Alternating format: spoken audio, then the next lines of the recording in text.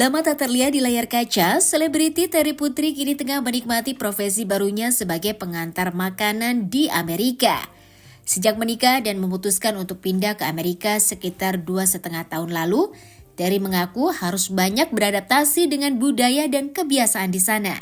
Salah satunya adalah budaya bekerja, yang dimana di sana tidak ada istilah ibu rumah tangga.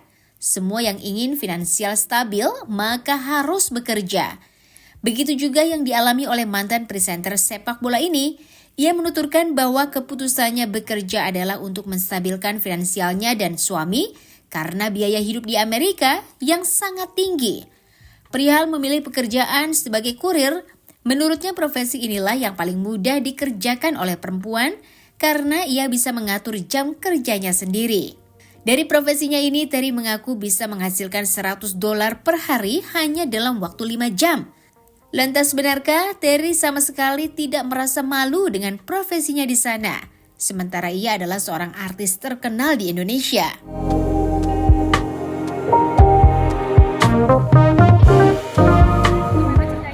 Ya sebenarnya ini udah aku lakuin lama, namanya menikah udah 2,5 tahun. Jadi selama hidup di sana kan aku bolak-balik Indonesia Amerika 6 bulan lah, setengah-setengah.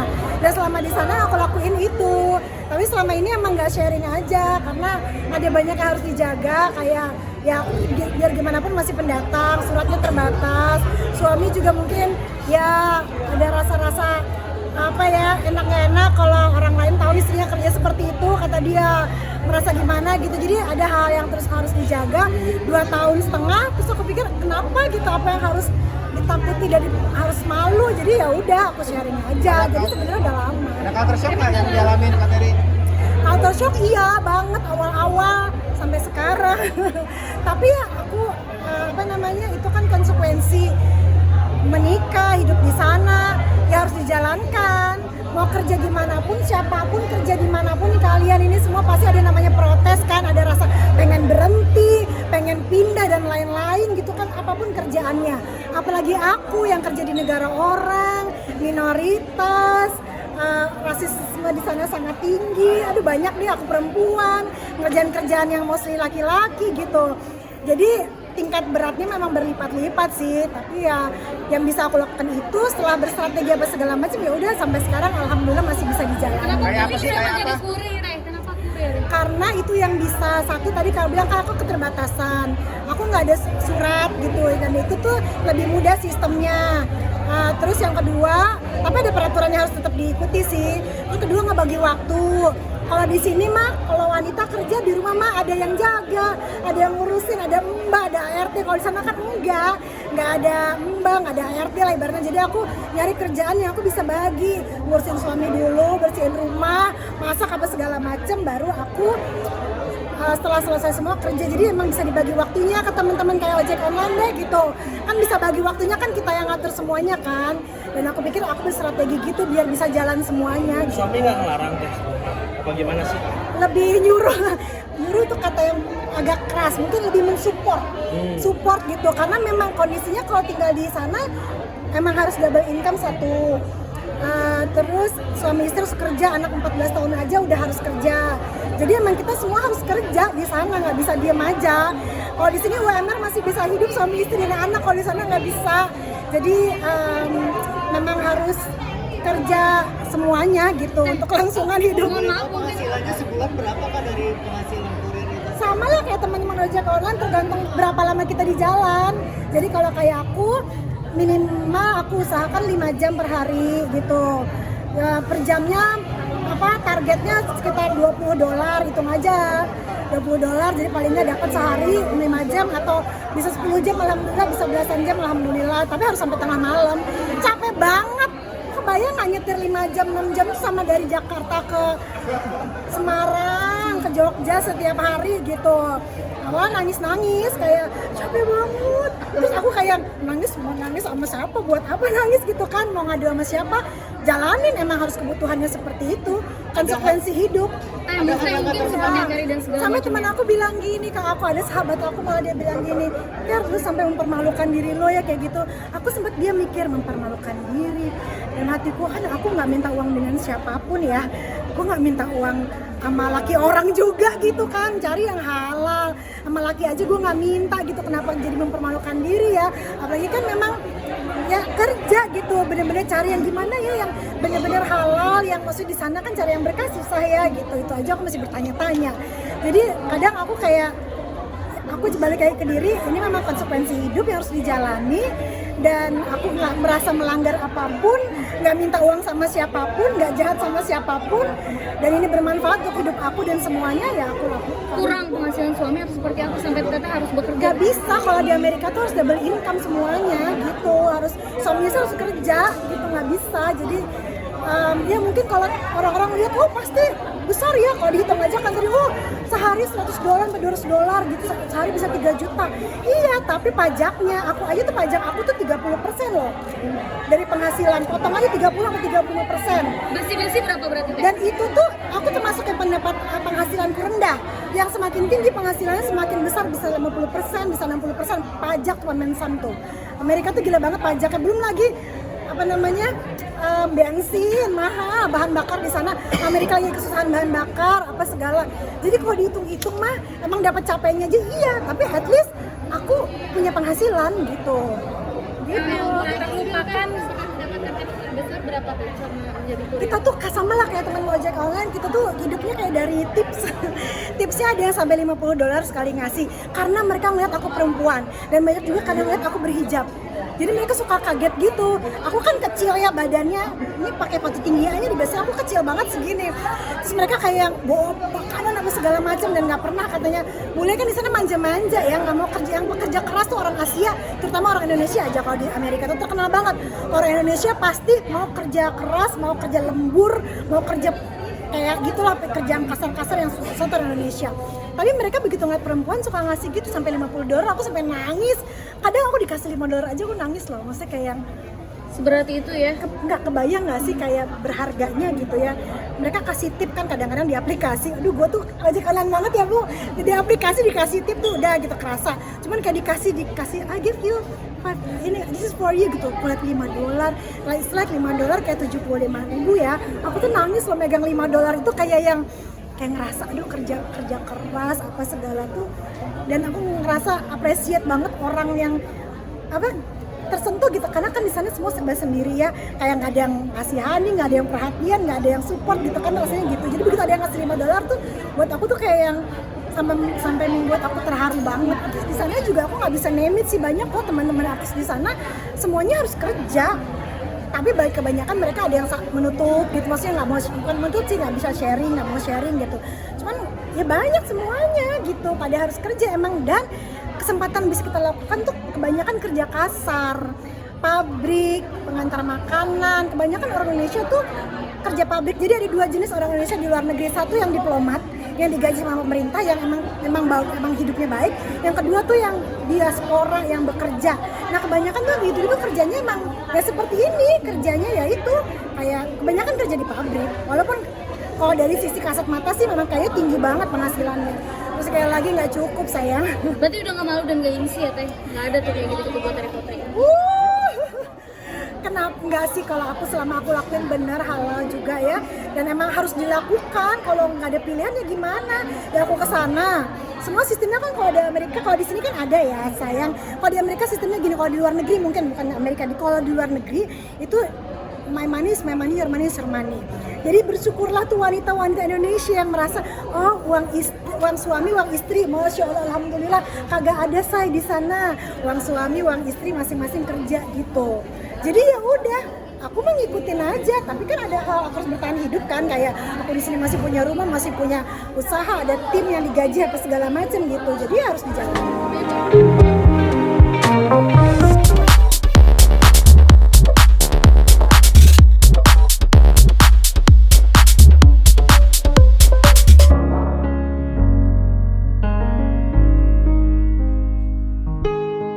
Beberapa waktu lalu, Giselle dan Gading tampak kembali liburan bersama ke beberapa negara di Eropa. Bukan tanpa alasan, Giselle menuturkan bahwa liburan bersama adalah salah satu cara mereka untuk menyisihkan waktu lebih dekat dengan putri semata wayangnya Gempita. Perihal pemilihan destinasi, semuanya menyesuaikan dengan keadaan dan juga rezeki. Mama Isel pun bersyukur Gempi belum banyak menuntut dan selalu ikut arahan orang tuanya. Sedikit disinggung mengenai keinginan Gempi untuk memiliki adik, penyanyi jebolan Indonesian Idol itu mengaku belum terpikirkan untuk mengabulkan permintaan tersebut dalam waktu dekat. Tentang kabar rujuknya dengan Gading pun, Giselle menegaskan bahwa mereka saat ini hanya sebatas partner sebagai orang tua untuk anaknya. Untuk itu mereka harus selalu kompak dan sering tampak bersama demi dapat memberikan perhatian dan arahan yang baik pada Gempi. Lantas benarkah ia dan Gading telah mempersiapkan Gempi untuk terjun ke dunia selebriti mengikuti jejak orang tuanya?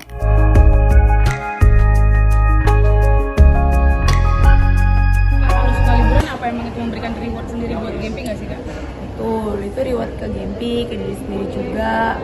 Dan membangun quality time juga yang mungkin kadang kalau di Jakarta kan kita udah sibuk sendiri.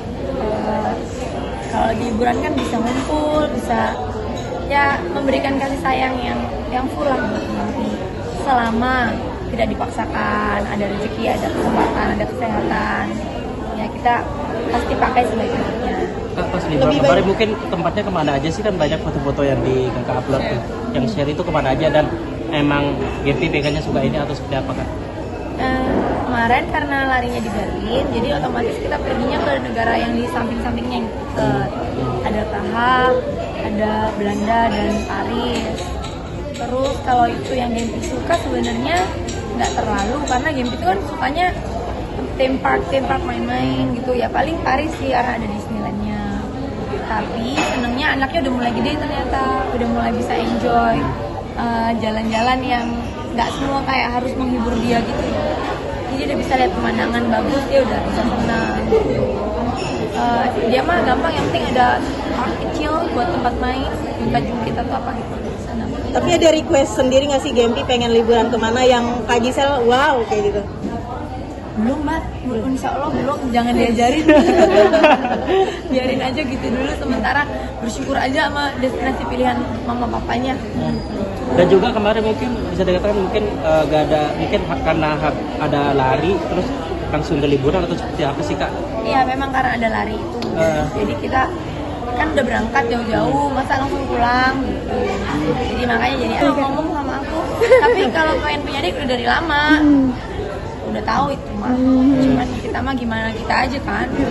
Emang dikata gampang. Emang suka anak bapaknya aja dulu. Tapi kalau Kak sendiri mungkin ada, kalau sekarang mungkin untuk Kakak sendiri tahun ini mungkin seperti apa targetnya?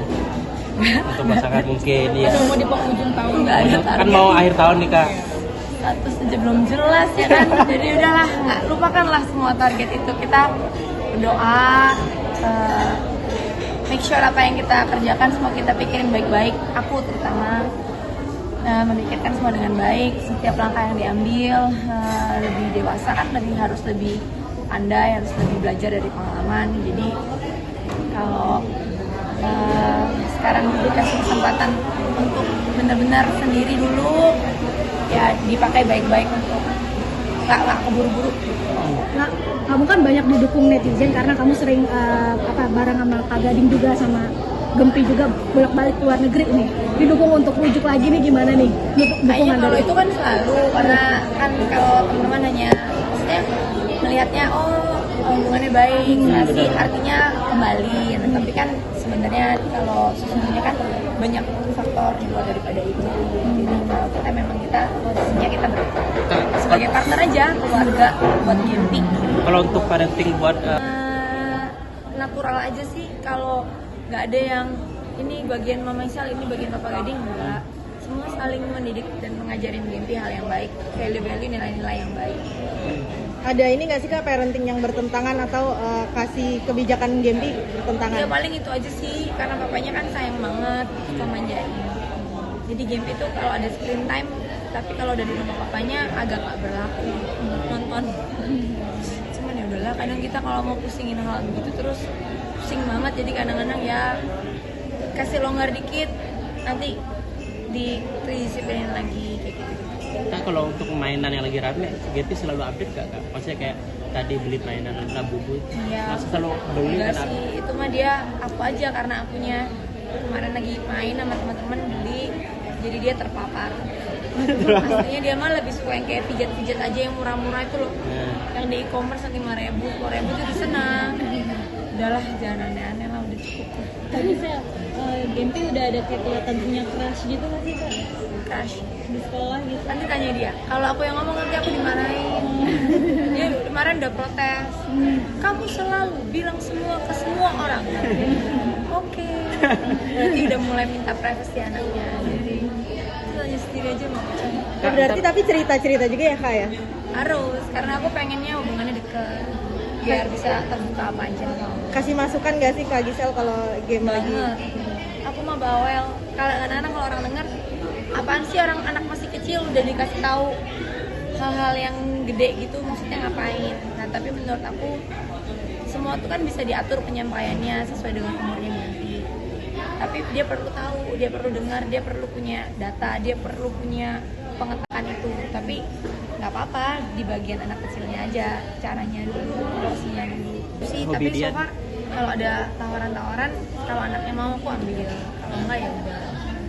Berarti lebih mau bebasin ke anak terserah mau kemana ya gitu Kak. Iya sih, pastinya. Yang penting kan sekolah dulu. Kalau sekolah nggak terserah, harus. Matematika nggak suka, nggak mau tahu, harus. Dan juga kemarin ada acara di sekolahnya juga, acara dance juga kan. Dance. Yang di-upload di IG. Oh itu mah acara tahunan dari sekolah, emang kayak semua anak harus dance. Kalau Gempi sendiri suka dance juga Kak soalnya. Lumayan tuh yang kemarin dia udah lebih luas daripada tahun-tahun sebelumnya. Yang kemarin dia ikut tuh lomba matematika, yang dia nggak suka. Tapi aku emang agak nyemplungin dia sengaja biar dia belajar pengalaman, biar menumbuhkan rasa cintanya sama matematika juga. Cuman kelirunya yang aku cemplungin eventnya langsung event gede yang katanya paling susah. Masya ampun, aku bilang maaf ya non, aku nggak minta maaf. Besok-besok mama ikutin yang lain yang lebih gampang-gampang. Itu biar kayak mamanya pinter matematika apa gimana? Mamanya mau nggak pintar, tapi kalau belajar bisa.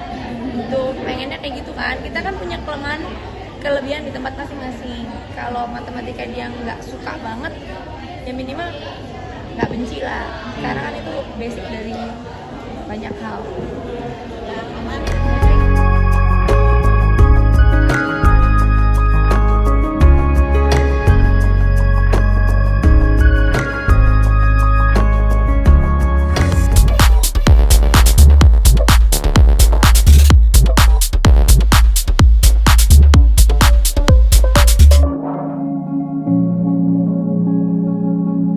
Perseteruan Pratiwi Novianti dan Agus Salim tampak kian memanas. Kisru yang berawal dari tuduhan penyalahgunaan uang donasi ini akhirnya berbuntut banyak permasalahan dan tuntutan baru. Farhad Abbas selaku pengacara Agus menuturkan bahwa pihaknya akan berusaha keras mendukung Agus dalam kasus ini. Farhad juga menegaskan bahwa telah banyak penggiringan opini yang dilakukan Novi sehingga menghalangi proses pengobatan Agus. Novi juga dianggap telah bertele-tele dalam menyelesaikan kasus ini hingga terkesan hanya melakukan pembelaan diri. Sekali lagi Farhad kembali menegaskan bahwa permasalahan uang donasi seharusnya telah usai karena seluruh donasi telah diambil kembali oleh Novi yang mana pada dasarnya itu adalah hak kliennya Agus. Saat ini pihaknya akan fokus terlebih dahulu membersihkan nama Agus yang terus dituding menyalahgunakan uang donasi tersebut. Lantas, benarkah ada ancaman dan pemerasan yang dilakukan Novi terhadap Agus sebelum uang donasi itu dikembalikan? Dengan banyaknya praktisi hukum yang membela Novi dalam kasus donasi Agus. Saya perlu jelaskan, praktisi hukum yang membela itu adalah teman-temannya RD Law semua itu. Mereka itu ingin ngetop, ingin tampil gitu. Mereka tidak tahu, mereka lupa yang dilawannya adalah orang buta. Bahkan ada satu pengacara mengaku sebagai donasi. Ngapain? Terus minta dikembalin uang. Terus habis itu dia kami akan menyembuhkan. Itu kan orang gila yang kayak gitu ya. Itu nggak penting gitu. Jadi menurut saya tolonglah lawyer ini berpikir waras. Kenapa saya katakan berpikir waras? Ya. Gaya ngomong itu udah nggak ngejek-ngejek gitu. Kalau kita ini kan berbicara tentang dana donasi. Dana donasi ini, yang didonasi ini siapa? Agus, orang yang tepat, orang yang buta, yang perlu berobat. Nah, tapi gara-gara marah dibuatlah cerita, oh uangnya ada nggak berobat, siapa yang nggak berobat, diopname, tinggal masalah biaya kan. Kalau makin hemat kan tidak ada masalah. Lo pikir kayak operasi usus buntu atau sunat pergi jam 2 jam langsung? Tidak, itu kan butuh waktu dan jadwal. Karena orang yang buta atau matanya rusak di Indonesia kan bukan cuma 1-2 orang, pasti banyak gitu, dan butuh penyembuhan, infeksi dan lain sebagainya gitu.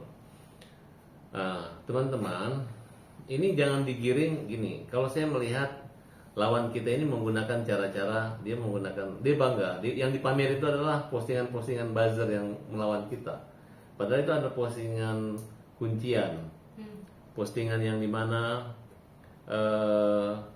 dibuat direkayasa mereka gitu. Dan kedua, anehnya gitu, kenapa dia getol banget sih mempertahankan 1,3 miliar? Tinggal terbuka aja tentang yayasannya itu, apa legalitasnya, apa dasarnya, apa perjanjiannya gitu. Saya lihat Denny Sumargo, saya dapat informasi bahwa yayasan tersebut tidak boleh membuka donasi, makanya dia tidak membuat donasi sendiri secara terang-terangan. Ketika ditawari oleh Denny Sumargo, dia senang dong, bukan gue yang minta, kan Denny yang minta. Tapi Denny juga menawarkan, minta nomor rekeningnya Agus, tidak salah juga kan.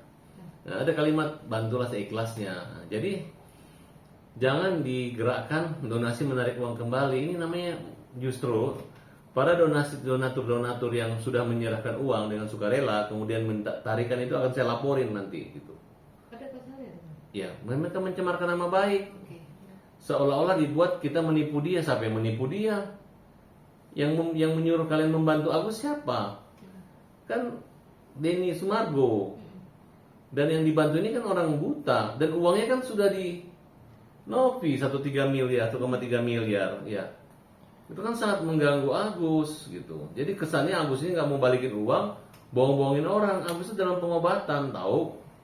Nah, dan kalian harus ketahui bahwa ini dibuat seperti ini. Sepintar apapun si Novi ya, mau membuat konferensi pers dengan wajah begini kemudian begitu, enggak akan.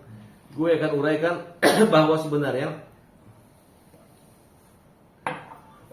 ini adalah masalah sepele yang dimana nggak ada bahwa uang itu buat Agus dan seluruh orang buta. Nggak ada uang itu kalau nggak habis dikembalikan dinas sosial, nggak ada. Jadi kalau kita berpikir waras, uang itu buat Agus. Nggak tega kita ngelihat uang buat Agus kemudian diambil dikuasai oleh Novi dan yayasannya. Nah itu aja. Dan kalian ini kan kelihatan. Lu mau jadi donasi, jangan jadi pengecaranya Novi. Kalau si siapa namanya itu yang katanya ngaku lawyer dan ngaku donasi, donatur. Ya, dia merasa bahwa dia keberatan minta kembali. Habis dia minta kembali uang, dia bilang kami akan mengobati Agus sampai sembuh. Itu kan kepribadian dan pernyataan ganda yang tidak layak dimiliki oleh seorang yang mengaku pengacara. Ya dia juga nggak bilang ini nyumbang berapa. Kalau donasi saya nyumbang ke rekening Agus itu 1 juta rupiah. Dan saya ikhlas, coba berani ngambil, tarik ke dinas sosial. Tak gugat nanti sekalian dinas sosial, dinas apapun, ya. Sekarang Agus berobat pakai apa? Pakai BPJS. Iya, pakai BPJS. Saya nggak tahu ya tindakan karena saya kan baru menangani dia. Hari ini saya belum dapat hasil laporannya. Masih ada nggak Bang setelah dipindahkan ke rekening yayasan, masih ada nggak yang masuk Ya, ke rekening Agus? saya menyarankan teman-teman saya sumbang aja, karena uang kan sudah di Novi. Jadi teman-teman semua, uang itu dari Novi. Yang Agus marahkan itu adalah posting negatif yang dia provokasi, tiba-tiba diputar lagi di laman media sosialnya dia, di Instagramnya dia, gitu. Dan memang kita temukan adanya upaya pemerasan itu ada.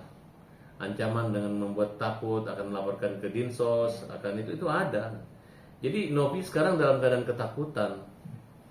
Karena dia takut, karena dia menguasai uang itu.